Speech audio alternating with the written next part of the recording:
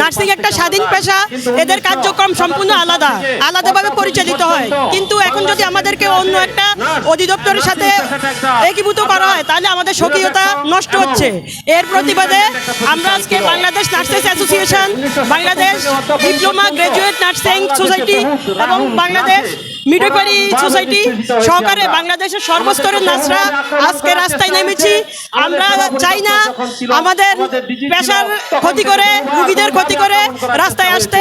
আমরা সবাইকে জানাতে চাই আমাদের অধিদপ্তরের বিরুদ্ধে, আমাদের নার্সিং পেশার বিরুদ্ধে যদি এই ধরনের কোনো সিদ্ধান্ত আসে আমরা সেটা মেনে নিব না।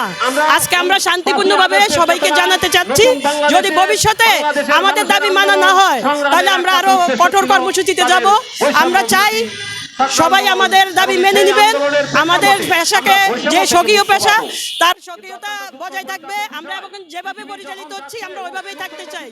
আমরা এর কোনো পরিবর্তন চাই না। আমরা শান্তিপূর্ণভাবে রোগীর সেবায় নিয়োজিত থাকতে চাই। যদি আমাদের দাবি মানা না হয় তাহলে পরবর্তীতে আমরা কঠোর কর্মসূচিতে যেতে বাধ্য হব। আমরা চাই আমাদেরকে যাতে বাধ্য না করা হয়। ধন্যবাদ।